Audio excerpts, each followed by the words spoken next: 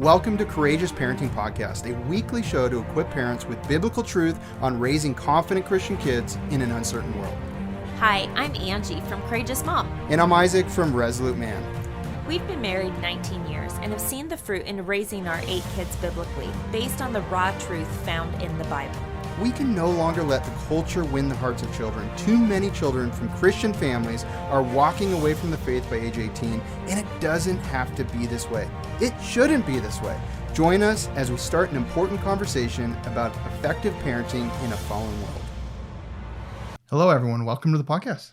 Hey, guys. So, Ange, we're talking about something a little bit different direction than usual.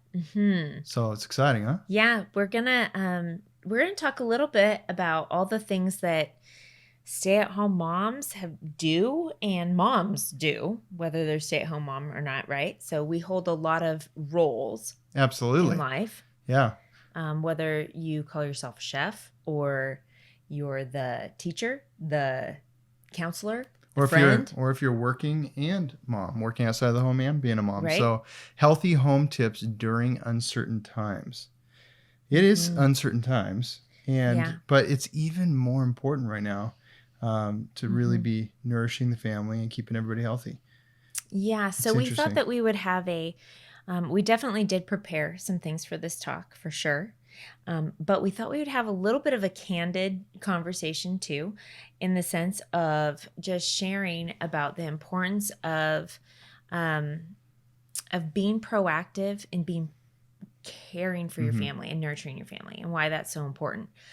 Because that has been something I've been passionate about. Well, around here, you're definitely the mom that knows all about health. I mean, if somebody has something wrong, they not only know how to describe it really, really clearly and detailed, even if they're very small, but you know exactly what to give them. And you're not technically a doctor, of course. No. Right? So there's a disclaimer here that you're not a doctor. Yeah. But you have 20 years of doing this with our 8 kids and myself and yourself, 10 of us. And you've done an amazing job. There's a lot of really cool information. So I think this is going to be awesome. Yeah. And you guys, we're not going to be diving in and giving you like specific, things to use for specific ailments or anything like that. That's not what this conversation is about. But we are going to talk about the importance of being proactive in your health of your family and the health of your home.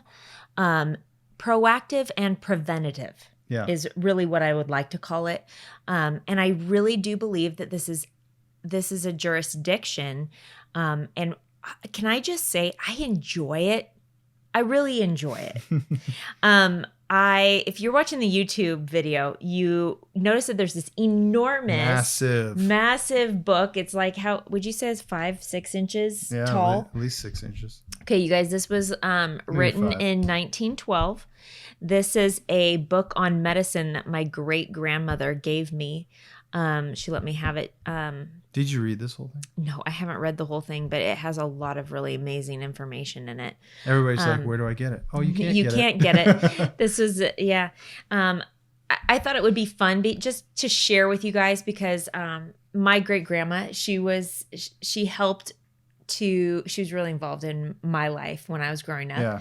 She was in her 70s and 80s when she was helping to take care of me. She died at 94. Her mom lived to be 104.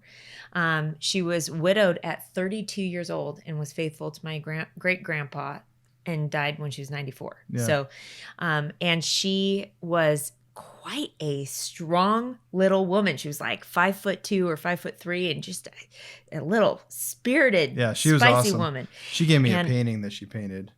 And I think you were a little jealous about that. She gave it to you when you got baptized. Anyways, so my great-grandma was an inspiration to me. I remember watching her.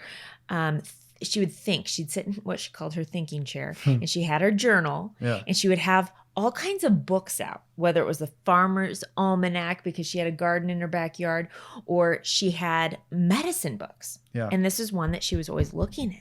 Yeah. And I just remember her, like, I would have an issue. Like if I was sick or feeling not so good, she would recognize that and she'd start asking me questions, and then she'd try to figure out what would make me feel good. And it was like this, she was just taking care of me. That's what she had always done for herself. Yeah. And I never really thought about it until I became a mom.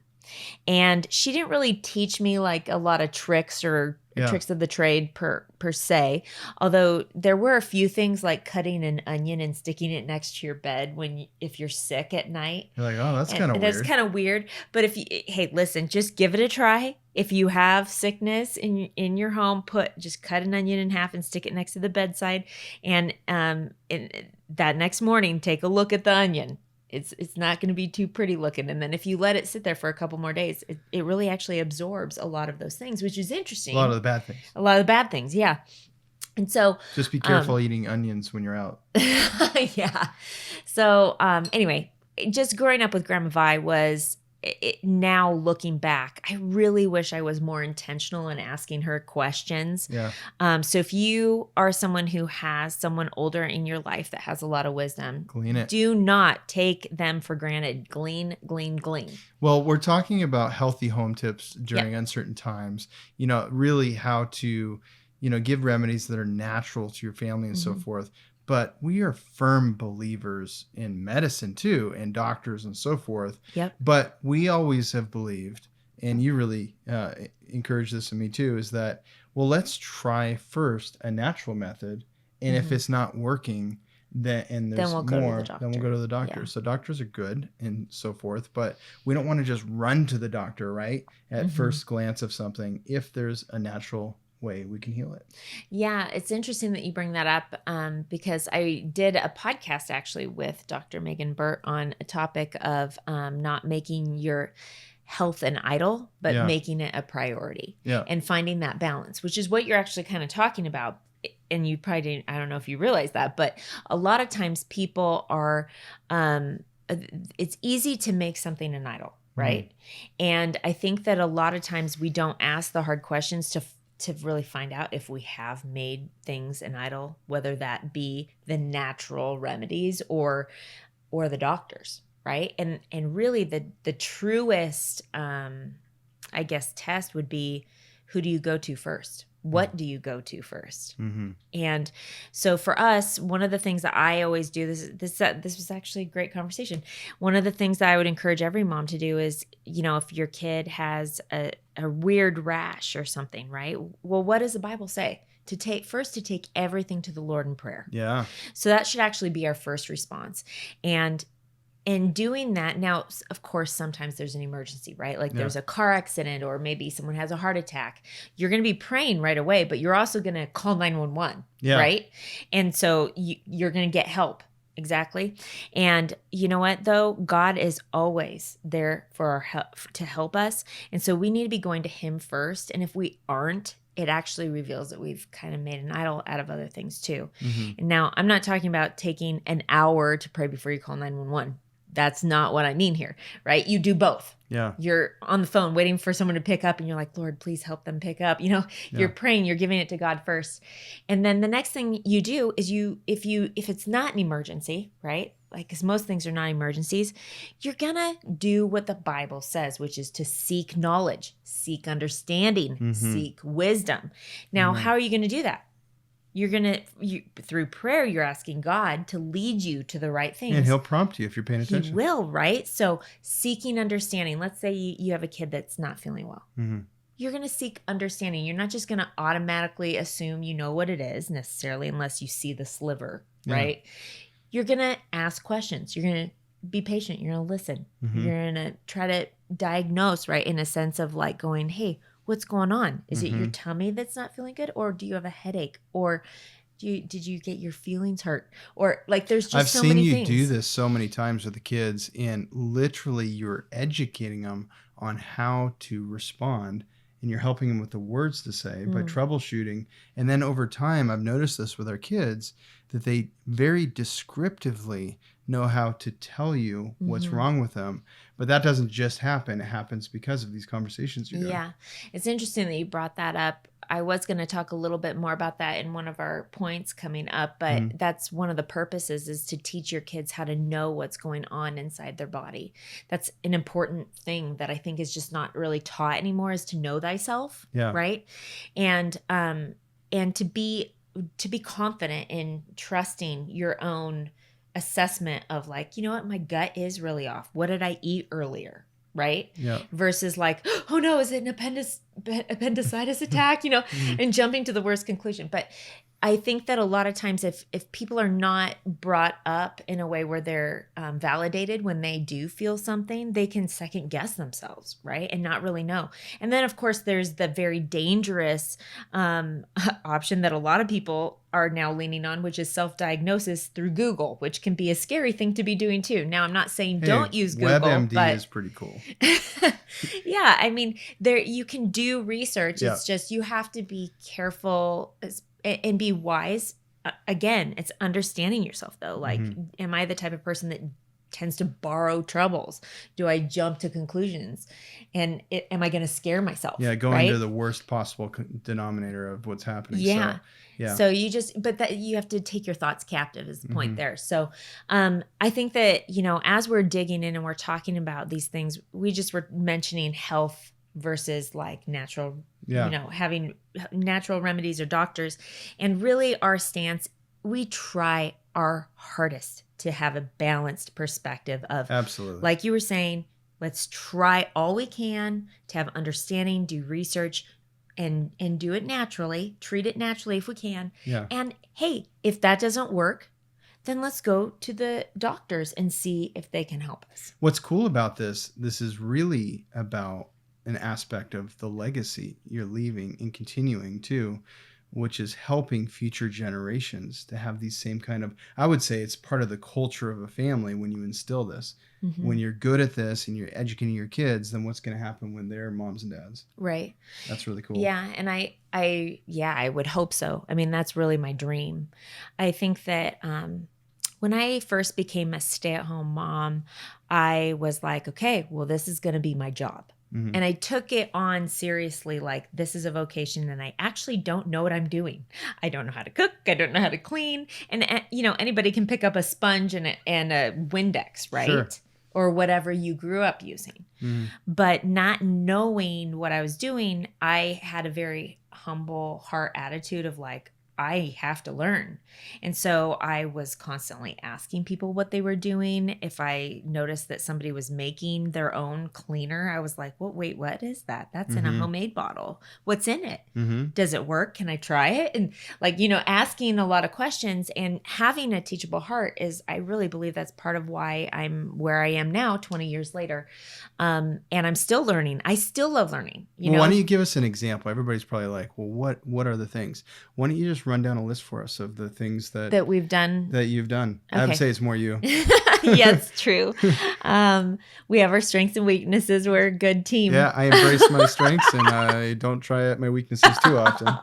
That's what you're there for, right? But you really appreciate me. And I love these things, you guys. So realizing that being a stay-at-home mom was a vocation, I decided like I'm going to learn. So I homeschooled myself and all these things, right? And I got books, kind of like how great grandma had her books, right? And I started learning how to cook and I started new recipes. And then I started learning about the gut and I started learning about eating healthy. And trying to have the balanced diet, trying not to have my kids eat too much sugar, things like that. We're not going to dive too much into eating stuff today. We'll do that in another podcast. But those were definitely part of the list. Yeah. Exercise was a huge part. When I met you, I was lifeguarding and teaching aqua aerobics as well. Oh, yeah. And so I continued doing that in the first 5-6 years of being a mom. Was teaching aqua aerobics a few days a week.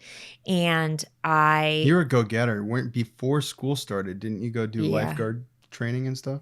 Yeah. Well, and I was on In high swim school? team Yeah. from 6th grade through high school. And I swam at 5 in the morning to 7:15 in the morning before school. And then after school, 3:15 to 5:15 every day after school. I remember when I was in school, I was trying to wake up as late as possible before I could get to my class. So I just remember being so tired as a teenager. I can't believe you got up at 5 in the morning. Yeah, and then I had to work after swim team. But you know what? It was fun though. I really loved swimming and I loved exercising. I felt good. But I can't take all the credit. You know, it was definitely a dedication of my parents to drive me. Yeah. Because they drove me a long ways. That's pretty awesome. Yeah. So what are the things? But so eating healthy, exercise, vitamins and supplements. That's a whole nother thing. Herbal tinctures, homeopathy, essential oils, natural cleaners, because we are now, I can honestly say we're probably like 80 to 85% toxin free home. We got to get into that in a little bit. I know you have a few more on your list, but I want to take a moment and give you something for free, if you haven't got it already, is the Date Night One Sheet. It is a beautiful document you can download that has some key questions on it for your date night to just get in alignment about what's most important for your family. No matter what time of year, it's always important to recalibrate. You can get that by going to courageousparenting.com and subscribing to our mailing list. Also, you can get all of our show notes and everything at courageousparenting.com. And I also just want to share real quick about the Parenting Mentor Program. So many families are being transformed by going through this. It's the 6-week self-paced program with live engagement from us and even direct interaction. So if you want to join us, here's a little bit more about it. You can find out more at courageousparenting.com.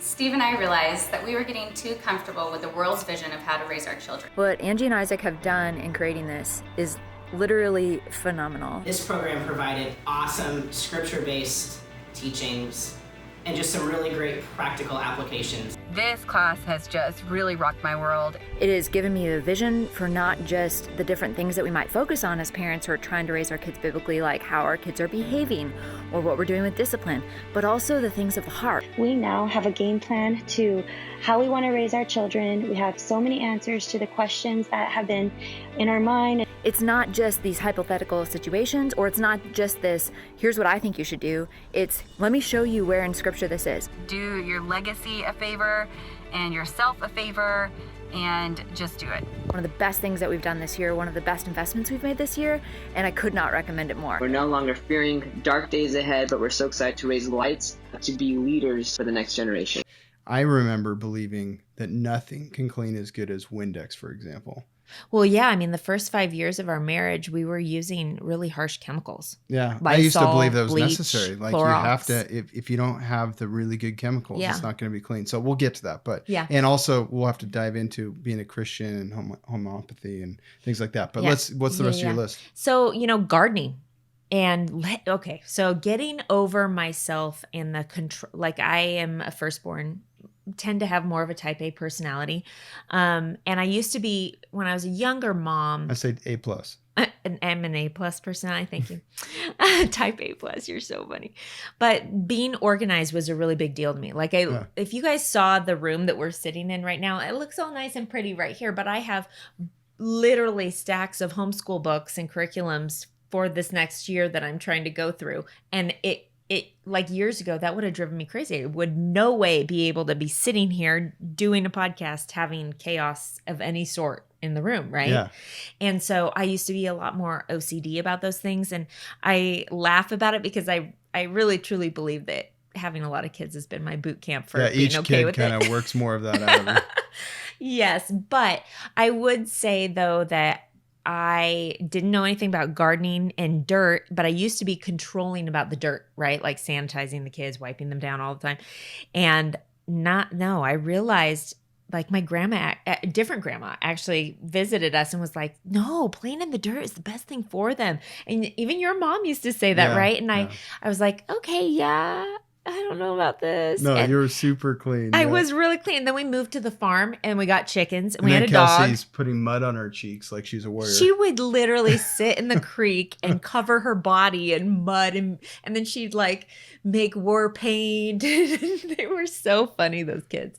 But realizing those were like the healthiest years. We had 6 years straight where the kids never got sick. Yeah. And we had 6 kids 10 and under. You're saying dirt is good medicine. I am. I think that there's good bacteria, there's immunities, having them around that kind of stuff. Obviously, though, they took baths too, so we were clean for sure. But gardening, getting your hands in the dirt and gardening and picking your own fruit and vegetables that doesn't have chemicals on it, right? And I remember we planted a garden to get Kelsey to eat carrots. Do you remember this? She grew her own carrots. I have a picture of her when she's 4.5. Well, but the first year we did it, I didn't know what I was doing. So the carrots were like 1.5 inches long and there would be like 2 growing off of one. And she'd pull them out and she ate them. She loved them. With the dirt on them. With the dirt on. Yeah. Which is so funny because she was almost clean, when she was little. And, but that started the love for gardening, is doing that with her. And then it just became that thing that we did with our kids for a decade. We don't do it now that we're in Central Oregon. It's hard to grow things here. Although we do have herbs and we have some So I think what you're saying things. is like, let's be okay with them jumping in a mud puddle once in a while. Let's be okay with them playing, and let's not be so concerned about constantly cleaning dirt off their hands. Right. We do want to clean their hands, obviously. Yes. You want to wash your hands before you eat. You want to, you want to wash your hands a few times. But you're during the day when building you're done immunities and you're building up your immune system from a young age.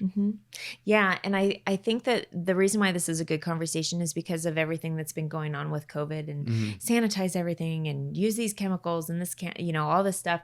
I think that there can be a lot of fear that's instilled. And if we are being preventative and proactive in our homes and having healthy homes where we're cleaning, we are cleaning. Yeah. And, but we're also like taking care of our kids and realizing that part of taking care of them is letting them garden, for example, and be kids and be in the dirt. And that's a good thing.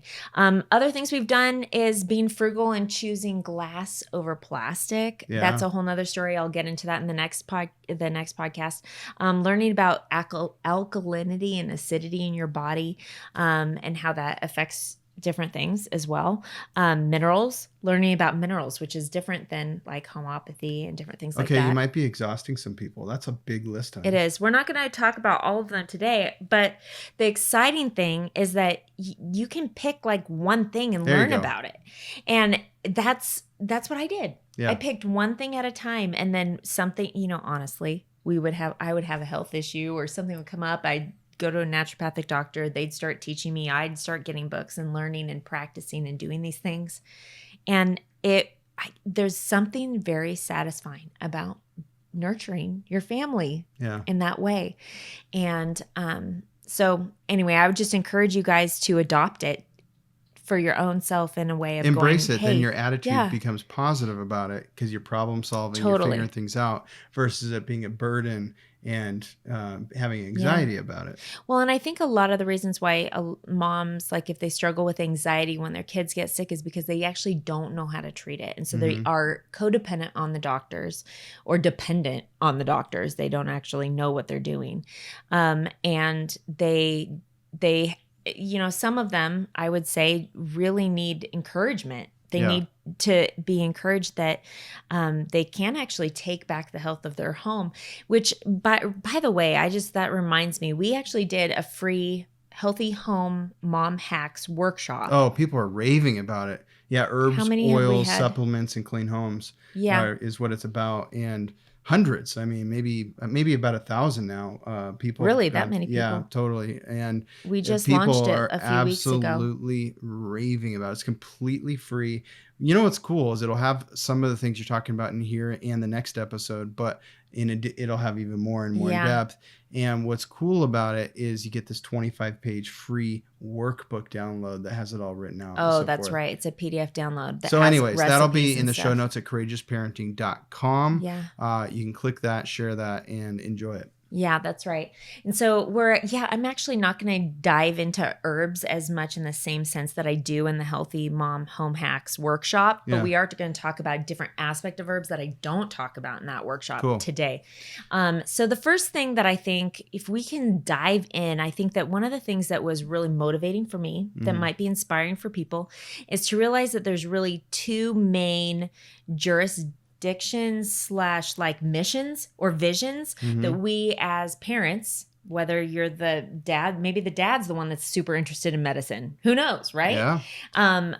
I would say that we should have these motivations to nurture our kids and teach our kids. Yeah. Those are like the two, if I was to say the two most important missions, is to nurture our kids and teach them so that they can take care of themselves and take care of their kids. That reminds me of the hierarchy of nurture. What did we call it in the parenting mentor program? So you guys, I'm sure you've heard of like Maslow's hierarchy of needs. That's definitely, it's like a very classic model of needs. But in our Courageous Parenting Mentor program, we actually created our own, and I can't remember exactly what we called it. Completely different, but it's about how to nurture the needs of your kids. It's about the nurturing the stages needs that they need. And you can't have this one until this one's done. And it was really powerful. I believe the Spirit of God helped us figure that out as we're building that program. Yeah. But there's a lot of good stuff in the Parenting Mentor program too.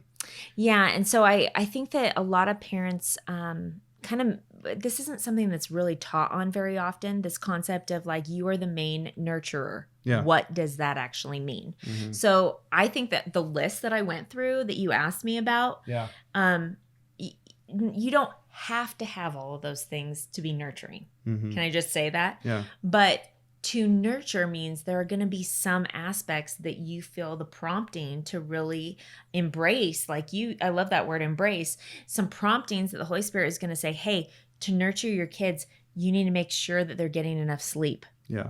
Right? That you're going to be consistent with their nap times or whatever it is, right? Or maybe you have a kid that has low blood sugar issues. So to nurture them means to make sure that they have food in them so that they don't struggle with a lack of emotional self-control and having meltdowns, right? Yeah. Like it's really, but you can't nurture your kids unless you know your kids. And so that's the first point, is that in order to nurture and teach, you actually have to know them. So you need to study them. You need to recognize that God made them different than probably your other children, then different than you, different than your husband. And they may have different health problems. Things may be more painful than they are for you. Right, because you may have a different pain tolerance. Yeah. Right?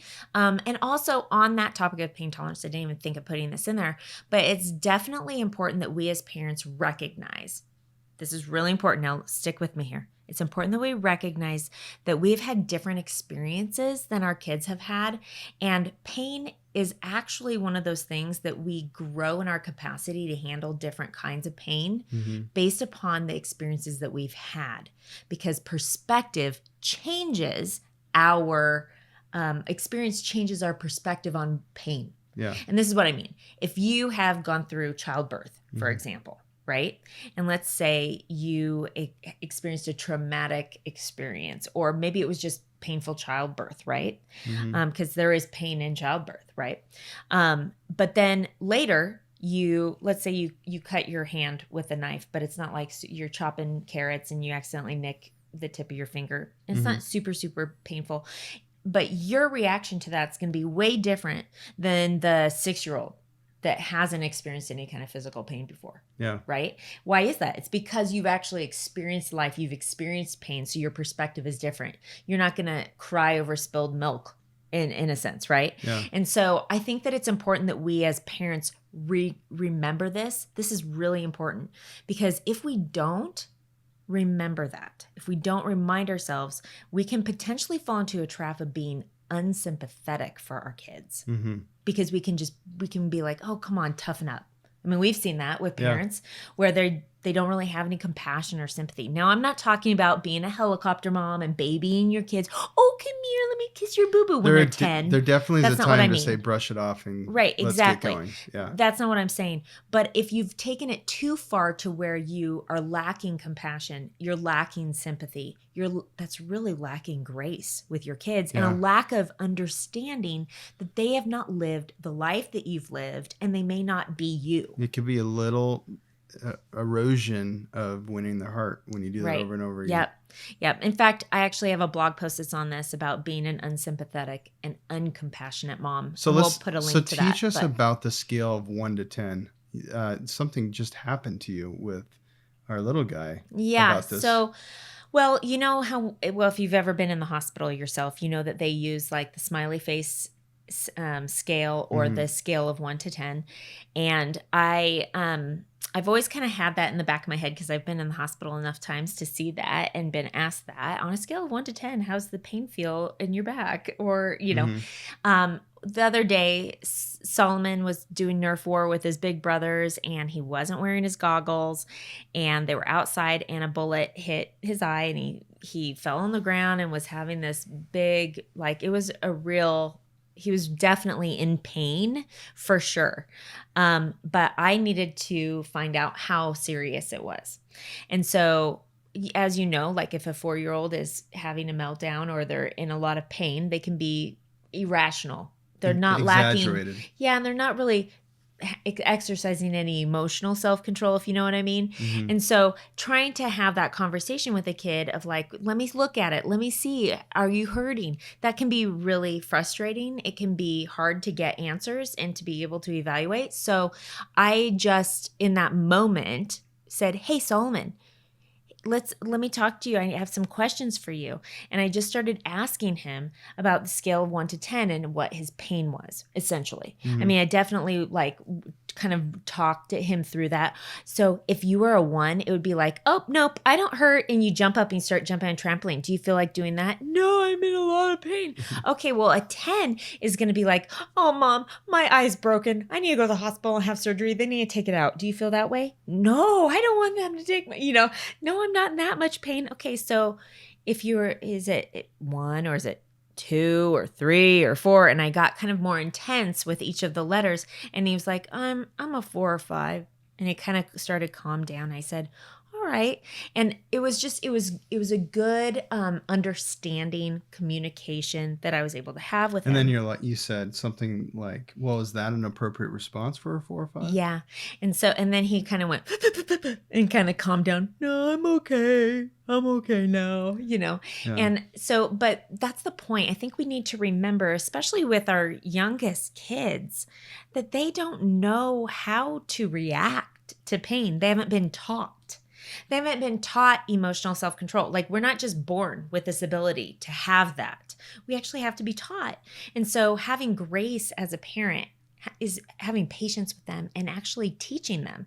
And teaching them is so different than correcting, right? Yeah. How do you teach them how to know their own bodies better? So I think that part of it is having those conversations that, like you were mentioning before, having the conversations where you're saying, how's your tummy feel right now? Do you think that the tummy ache is because did you get it right after you ate, or did you wake up with the tummy ache? Or, and just doing certain questions like that to help them evaluate, oh, you got it right after you ate? Well, what did you eat? And so you're teaching them how to ask questions to investigate themselves, which is really what we all should be doing to ourselves, but we need to teach that to our kids so that they can also ask themselves the same question, right? Amen. And then the next thing that you do is you teach them what to do when they figure it out, right? So if it was a tummy ache, I would probably first offer essential oil like tummy jize to be topically applied on the little guy. And our kids even know that now. So they're going to go and they grab the tummy jize Young Living oil, and it has a little roller bottle on it, and they know how to put it just a little bit on, and I'll massage it for them, or they will. And so there are basic things that you can teach your kids, but when it comes to emotional self-control, it's an important thing that parents recognize that this is part of what they're called to nurture in their child, is emotional health as well. And that's a whole nother aspect that we could get into in this topic, in this podcast as well. But I think that it's important that we teach them to recognize that, they have skin, right? So they might get a cut on their skin, or a bruise that they see, right? So there's skin health, there's gut health, there's head health, there's heart health, and then there's spirit and soul health. And those are just the biblical ways, or the conversations that I've had with our littles for them to know, oh, your tummy, your heart, your head, your skin, right? So that they see, or their muscle, or your bone, right? Do you have aches in your bones?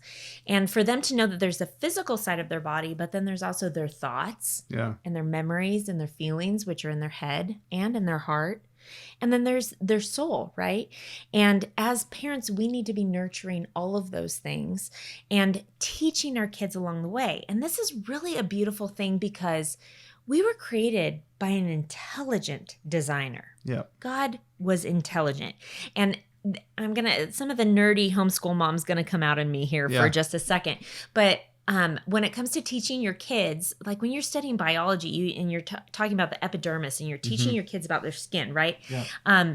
You can teach them really cool things like your skin is your largest organ in your body, right? It's 16% of your overall body mass. 16% of your overall body mass. And it absorbs things, right? A lot of people don't realize this, but your skin has 4 main functions. It's to protect your body and your organs from germs, pollution, radiation, the sun, heat, things like that. The second main function is that it regulates your body temperature.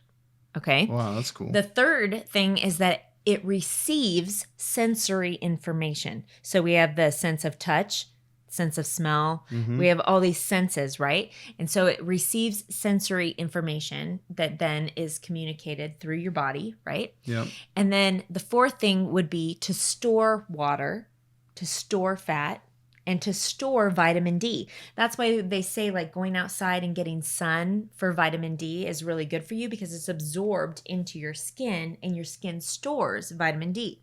Right. And so it's just the body is just so incredible to study with your kids. So sometimes kids are acting out in certain ways and sometimes it's disobedience, but sometimes it's diet. Sometimes it's they needed more sleep than we realize. Sometimes it's maybe they haven't been outside. Sometimes they haven't been allowed to have the activity. Right. So we've talked about this in some previous podcasts, I feel like, but it's important that when we're nurturing, we're aware of this fact that Isaac's mentioning right now, which is that our kids are different than us. And all of these aspects like feeding them well, helping them to have good sleep, having emotional self-control, that they're healthy, right? That their immune system is strong, that they're not fighting a cold, and then having patience and grace and caring for, nurturing. These are all under the nurturing category for all of those elements of our kids. That's actually one of our responsibilities as parents, is to be nurturing those aspects and having the understanding, living with our kids and understanding when they are going through something like this. Yeah. So, for example, teenagers. Let's just bring up teenagers. Their hormones are growing, changing, moving. Like there's just so much going on during the teenage years, right? So parents could easily be like, why are you having that emotional breakdown? Why are you doing this?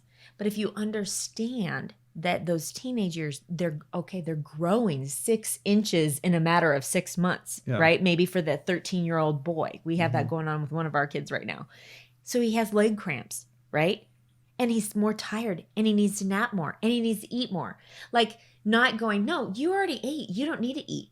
Why would you say that to a growing teenage boy that is just growing? See, or if he's tired, like let him take a nap. Teenagers actually need more sleep. They need almost as much sleep as babies do, which is crazy. So they're not always being lazy, actually. No, they're not. They need to sleep. Yeah, and so it takes understanding is my point. And if you just research your kids, if you study them and you go, I wonder why, and then you research it, oftentimes there's a really beautiful design answer, right? And so the cool thing is that what we want to teach our kids that God made them the way they are, and it's a good thing. Right? Which reminds me of Genesis 1. And in Genesis 1:12, it says right here, actually, let me go to a different passage here. 1:31. It says, then God saw everything that he had made, and indeed it was very good. Very good. It was very good. And he made Adam and Eve, and it was very good, right? And so to remind our kids, like they need to have that kind of confidence that God didn't make a mistake when he made them, even if they're intolerant to dairy. Yeah. Like we live in a world where, we're in a fallen world and things are not perfect, and there is sickness and there's disease, and there are intolerances, and there are allergies. Yeah. And guess what? Our food is also deficient of some of the things that it needs. It's not perfect. Yeah. Right? You're always asking for Kelsey to come up with a way to make God's bread. Yeah, that'd be Right? great. But in the reality is that we need to teach our kids this, but to do their best. Just to do their best in stewarding their bodies, stewarding their homes, stewarding the nurturing of their children one day. And that there's these biblical principles that we're teaching our kids, right? Stewardship is a biblical principle. And we want to teach them that their body is the holy temple and to steward that well. And part of that is understanding like God made our bodies, and we can take care of these things. We need to communicate about how we're feeling. We need to communicate about, oh, I got a sunburn. What can I do to take care of that so that heals and doesn't get a burn on top of it? And then mom gets the aloe vera and maybe the after sun spray that has some oils that are soothing, and she sprays it on there and it helps heal it, right? This is something you make, right? Oh yeah, that's just something that I make, and I teach my Courageous Mom Essentials team those DIY hacks and stuff like that. But learning how to do those things, and then your kids are like, "Hey, mom, where's that spray?" It feels good. I'm gonna say it does. As a mom, to know your kids are like, "Hey, mom, where's the home op? Where's the arnica? Hey, mom, where's the Cool Azul? Hey, mom, where are the vitamins? Where's the oregano oil? Where's the Because they actually experience it helping them. That's right. And so for them, if they're going to actually use natural remedies, they have to have experienced it and gotten a conviction that these things actually work. Yeah. Right. And so you're not just doing to your kids. We have to actually, we're going to use this on you right now, and this is how we're going to do it. Do you want to try it? And why don't you rub these oils into your feet? Like hydrotherapy. Our kids love hydrotherapy. Yeah. We do it on our feet if somebody has a fever or they're struggling with a respiratory cold, where you put your feet in a bowl of hot water, right? And while they're in the Epsom salt hot water, and sometimes I'll put thieves in it, or eucalyptus, lavender, lemon, things that are going to be helping, and they'll be absorbing into their feet because your pores open in your skin, right? And these things absorb into your skin, which is important to understand. And while you're doing that, you have a ice cold bowl of water, and you have some socks in there, and then they get their feet out, dry them off, and you rub in some other essential oils, and then you put the cold socks on, and it shocks their body, right? It's hydrotherapy. And then you put wool socks on top, stick them in bed, put the covers over them. Yeah. And it works so well. This is something that I learned from our naturopathic doctor, but my grandma used to grow up doing this on the farm. Yeah. And so there are so many little tricks of the trade that you can learn to help your kids so that they don't have to take all the Tylenol. Now, sometimes Tylenol is necessary, but it's not always necessary. Right? Yeah. And sometimes I think that parents just go to that drug because they grew up doing it and they just don't know the other things. And so I really do think that there's a need for people who do have this knowledge to start sharing more of what they're doing in their homes, because that's how I learned. And, that's part of why we did the Healthy Home Mom Hacks workshop. But as far as the skin goes and the limbic system and essential oils, I just have to share this other cool, really intelligent design thing. God actually made our senses connected to our brain. And we know this, right? Mm-hmm. So the limbic system is in the middle of your brain. It's part of the nervous system. And the olfactory bulb recognizes smells. And so parts of your brain that deal with memory and emotions and feelings, those are all in the olfactory bulb, in the limbic system, okay? And so when you smell something, so let's say you go to the ocean and you have that, like you smell the sea salt and the air, it has its own unique smell, doesn't it? Yeah, at totally. The beach. And you breathe in deep, and it's just refreshing. Your state. Yeah. It's refreshing. Mm-hmm. People crave to go to the beach. Yeah, I want to go to the beach. I know. Or hiking. And you're surrounded by pine trees or juniper trees. Hopefully you're not allergic to those. And you're hiking and you're breathing in deep and you're just calm. Yeah. You're just relaxed, right?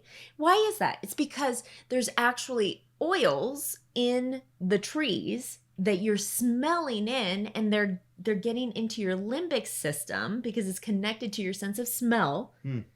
And it's triggering certain memories. It's impacting emotions and feelings because those are in the limbic system, So instead of scrolling through Instagram or throwing on a TV show or something like that, instead of escapism, Go for a hike in the woods. we could actually go for a hike, or you could Diffuse oils pine in your house while or you're doing Northern something Lights black spruce. to improve Yeah. your state, to Right. change your environment.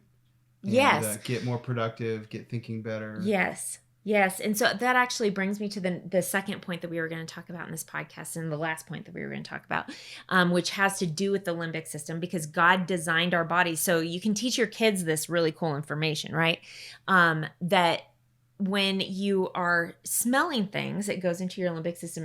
You remember things. That's why, like, real estate agents will oftentimes have cookies baking in the oven, because that sense of smell actually triggers memories, good memories of kids' childhood.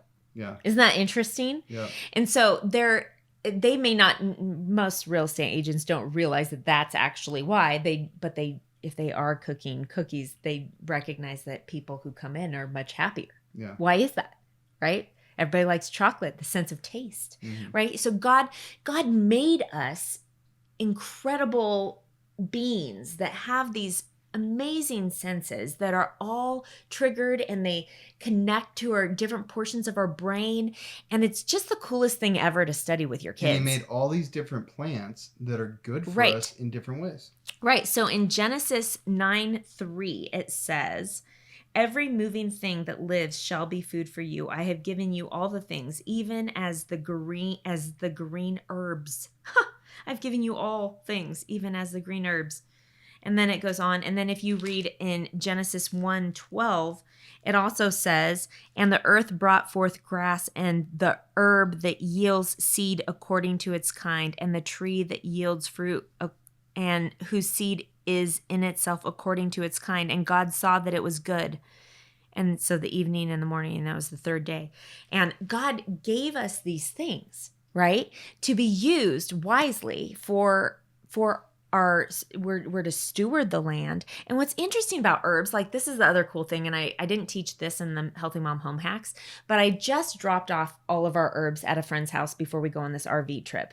And I'm paying their daughter 50 cents a day to water my peas and my herbs and my houseplants, because I don't want them to die. And she's so excited. She's like, "I'm going to make $15. I promise, Miss Angie, I'm going to do it every day." It was the sweetest thing ever.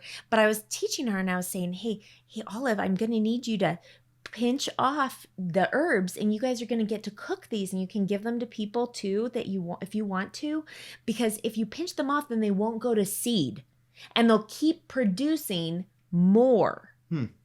And so, like with dill and cilantro and peppermint, you don't want them to go to seed, because it actually changes the taste of the herb and the chemicals in the herb. So what you want to do is use them. So God created these herbs for us to use, so that they're useful, so that they don't go bad. So they don't, and going to seed isn't bad. It's just you don't want them to go to seed right away. Let them go to seed at the end of the season, harvest the seeds, and plant more herbs. So I know herbs, like, you can use it for cooking and things like that. But Yeah, then which we do. There's the oil version of herbs, which you've kind of been alluding to in some things during this episode. Right. Which is, so there's the actual plant, and then there's the distilled oil from the plants. Right. Which are all part of the plant, right? I mean, we take aloe vera plants and we use the aloe vera lotion to cool burns, right? So it's the exact same kind of concept, actually. Right. It's just not distilled. You can literally cut the aloe plant and just put it on, which we do. And I think that this is the coolest part. This is what's so neat to teach your kids, you guys, is that, yes, herbs, we cook with them, right? Yeah. And so I teach in the Healthy Mom Home Hacks some different things about making teas and using herbal tinctures and things like that, which can be really good for your kids to know about. And I mean, teas especially are so good for your gut and for your respiratory system. Anyways, but using the oils in conjunction with what we were talking about with the skin and the purposes of the skin, right? This is a cool little interesting fact that topically applied, an essential oil it only takes 2 to 3 minutes to get into your bloodstream. 2 to 3 minutes. That's how fast it absorbs into your skin and then into your bloodstream. And then 20 minutes later, it can be found to affect every cell in your body. Wow. in just 20 minutes. But it metabolizes in 2.5 hours. Okay. And so if that's what an essential oil can do, think about like harsh chemicals that you're potentially exposed to. And those are also absorbing into your skin. Or, it's interesting. I was doing research just to share about this. And there's a whole lot of websites out there for like companies that have gases in the air and their workers, like those gases actually can absorb into their skin and they never even see them. Like isn't a liquid that touches their skin, but it can absorb into their skin. And it's the same thing with harsh chemicals that you would spray to clean your home. There are always synthetic residue that's left over. In fact, it can take 2 weeks to get rid of that in your home if you're not continuing to use it and you're airing your home out and you're trying to like go toxin free. That's probably true for shampoos and certain soaps. Oh, yeah. No, I'm glad that you brought that up because as far as like nurturing your family goes, like just learning about the toothpaste, the deodorant, the makeup, the shampoo, laundry soap, there's literally every kind of thing that you would use to clean or just on your body, lotion, sunscreen, insect repellent. I mean, we all know that DEET is not good for you, right? So, being a believer, Christians that are listening, sometimes some people have had a weird sense about oils or homeopathy, or I probably said that wrong, but how do you address that? Like, why are you so confident in using oils when some people feel a little strange about it? Well, it's interesting. When I first started using them, it was over a decade ago now, and not very many people I knew were using either of those things. Yeah. Actually, or herbal tinctures even. Right. And they were kind of hard to find, to be honest. But doing research and realizing like these are the plants that God gave us. Why aren't we using them properly? But instead, what are we doing instead? We're going and getting chemicals that are being concocted in a lab by humans that aren't even they're chemicals, and we're putting chemicals like antibiotics in our body. And so it just didn't even make sense to me. Like logically, I went, okay, so if that is supposed to kill it, but it's not 100% sure that it's going to kill it, and this could potentially help it, why wouldn't I try this natural thing first? And then if that doesn't work, then go over there, right? And so that was kind of our approach once we started having a lot of different issues with the kids, with health and with me and different things. But you guys, it was a journey, and everybody's on their own journey, and that's totally cool. But I think that being proactive and learning about it is a huge process. I think that, as far as you asked me the biblical perspective on this, and the first thing I have to say is that all of these things are amoral. They are not good or bad. They're amoral, and they can be used for good or bad. And it's our responsibility to use them the way God intended, right? Not an abusive kind of manner. True. And it's the same thing with social media or technology. It's an amoral thing that can be used for good or used for bad. It's our responsibility to use it for God's glory. And it's the same thing. We can use these tools. That's all they are. It's just tools for stewardship and for helping our families, right? Yeah. And so for me, like essential oils are something that we use every day, just like how I have houseplants in my house every day. They're not any more important. Like, just on a side note, plants alone, like if you guys don't have houseplants, you're missing out. Like, I just want to encourage you to go get some. Air. Yeah. I mean, well, actually yes, they do. Certain plants especially purify the air more than others. In fact, 2 of the best house plants to get that do purify the air better than others are called snake plants and spider plants. And the cool thing about spider plants is that they actually like send off shoots with other babies, and then you can cut those off and plant those in another pot and have another spider plant. And you can even gift them to people. They're one of my favorite plants. But there are... Here, I'm going to give you like 5 plants since I got down this. The best plants for producing oxygen, because most plants will absorb toxins and pollutants in the air into their leaf. Actually, they absorb the particles in their leaf, right?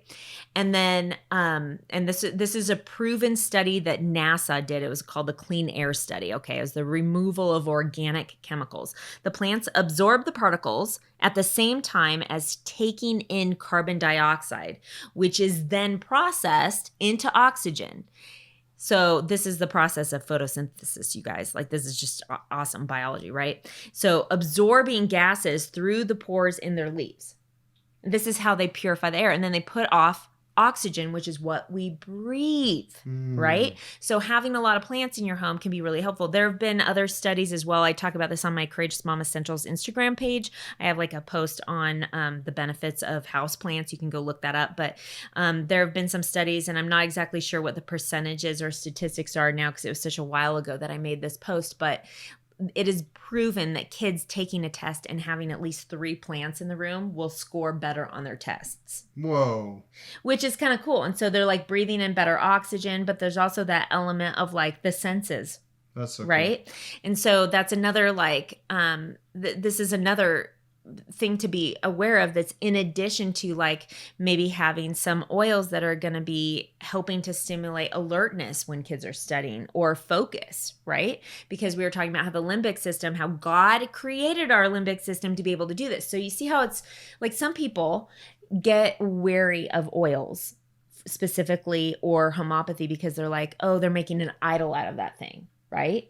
And yeah, some people do take it too far, but it's our responsibility to keep it in its rightful place, which is a tool, right? That can be used and in conjunction with understanding how God, the Almighty, created these tools. Thank you, Lord. And He created our bodies to work with them. That is awesome. So go to courageousparenting.com if you want the free workshop and any other resources we mention on any of the episodes. But maybe to wrap up, you could talk about what's coming in the next episode.